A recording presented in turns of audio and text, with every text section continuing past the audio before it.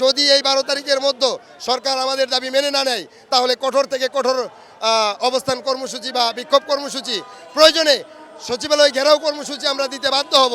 Syndicate group বাংলাদেশের মানুষ শুনলে অবাক হবে যে একটা সিএনজির দাম 25 থেকে 30 লক্ষ টাকা বানায় রাখছে।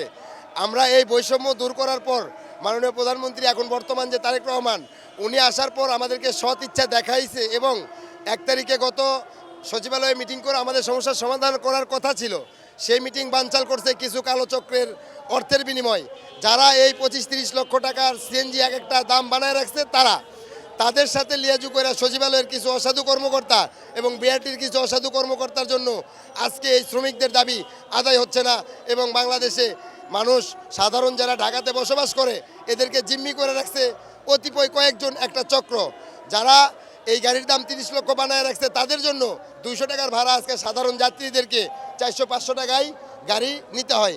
তো আমরা চাচ্ছি আমাদের ঢাকা থ গাড়িগুলা, যেহেতু আমার জেলার জায়গা কাইটা আপনি ঢাকা মহানগর বৃদ্ধি করছেন, তাহলে আমাদেরকে যদি 12,000 গাড়ি জেলার, সেখান থেকে আপনারা যাচাই বাছাই করলেন, বারবার আমাদের সাথে যাচাই বাছাইয়ের নামে যে অর্থ বিআরটি আমাদের কাছ থেকে হাতায় নিছে, আজকে আমরা দিশেহারা, আমাদের দেয়ালে পিঠ থেকে গেছে। তারা আমাদেরকে বলছিল যে আপনারা মালিকানা যার যার নিজের গাড়ি একটা, তাদেরকে আমরা দিব।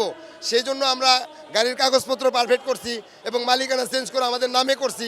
করার পর এই 2033টা গাড়ির মালিকানা যাচাই বাছাই করে কোটি কোটি টাকা বিআরটি আমাদের কাছ থেকে হাতায় নিয়ে এখনও তারা তালবাহানা করতেছে এবং আমাদের এই ঢাকা থগারি ঢাকা মহানগর অনুমতি দেওয়ার কথা বলার পরেও আমাদেরকে নিয়ে একটা সিনেমিনি এবং তারা একটা রাস্তা ধরে আসতে বলে। তো আমরা তো দুর্নীতির রাস্তাতে এই শ্রমজীবী মানুষ যেতে পারবে না, যার কারণে আমাদের যৌক্তিক দাবি নিয়ে আমরা যে রাজপথে থাকার কথা আমরা রাজপথে আছি এবং আগামী 12 তারিখ আমাদের যে বিক্ষোভ কর্মসূচি আমরা ঘোষণা করেছি, যদি এই 12 তারিখের মধ্যে সরকার আমাদের দাবি মেনে না নেয় তাহলে কঠোর থেকে কঠোর অবস্থান কর্মসূচি বা বিক্ষোভ কর্মসূচি, প্রয়োজনে সচিবালয় ঘেরাও কর্মসূচি আমরা দিতে বাধ্য হব।